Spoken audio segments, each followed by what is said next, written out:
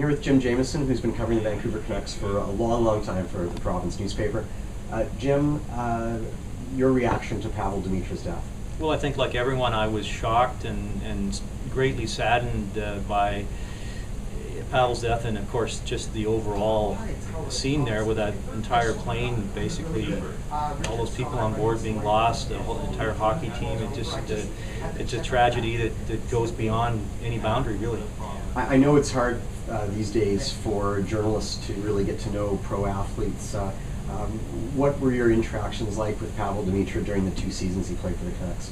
Well, Pavol was like many Europeans, I would say, in the sense that he was a little bit hard to get to know, but after you talked to him a few times, those barriers started to come down. And I always found Pavol to be a very genuine, down-to-earth guy, very proud, very intelligent, very well-spoken.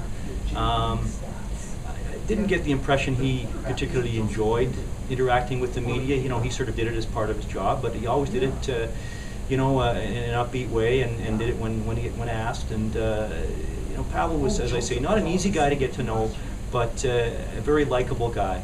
He came here toward the end of his career. He'd already played 14 seasons in the NHL. When he was signed as a free agent in the summer of 2008, Mike Gillis, who had been his longtime agent, signed him to a 2-year, $8 million contract, and there were a lot of people who were up in arms about that. The flip side is Pavol Demitra was nearly a point-a-game player throughout his career. Looking back, was it a good move by Gillis at the time? Did it seem like the right move? Well, I think it was a bit of a gamble. You know, it was early in Mike's kind of tenure as a GM, and I think he felt that Pavol could kind of regain his scoring pace, which had been in decline for a few seasons that he had, you know, in his prime years. For whatever reason, it just didn't work out that way.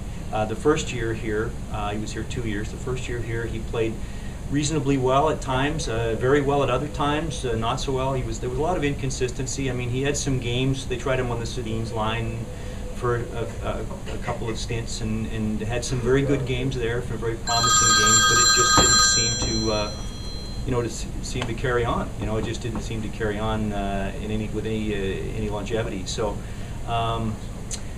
you know, I think he had 20 goals that first year, and, you know, showed flashes. Mm-hmm. And then, of course, he was injured in the playoffs against Chicago in the second round that year, and injured his shoulder, and that really put a damper on his next year, because he wasn't able to come back until basically mid-season. He had major shoulder surgery. Right. And so yeah, he had a couple of surgeries. He had infection. I also recall that his wife had a health scare. They have 2 young children. So it was a very difficult year for him. But in some respects, one of the great glories of Pavol Demitra's career happened, surprisingly enough, in Vancouver in that final partial season as a Canuck. He nearly led Slovakia to the gold medal game at the Winter Olympics. What do you remember about him in that tournament? Oh, he was tremendous. He was the best, without question, the best forward in that tournament.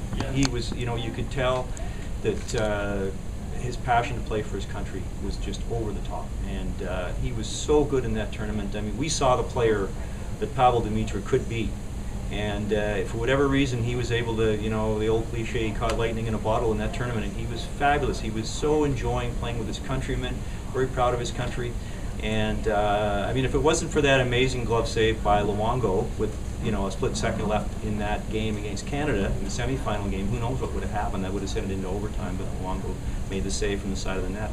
But no, I'll always remember that tournament. I'll always remember Pavel's performance. He was tremendous. Thanks, Jim. You're welcome.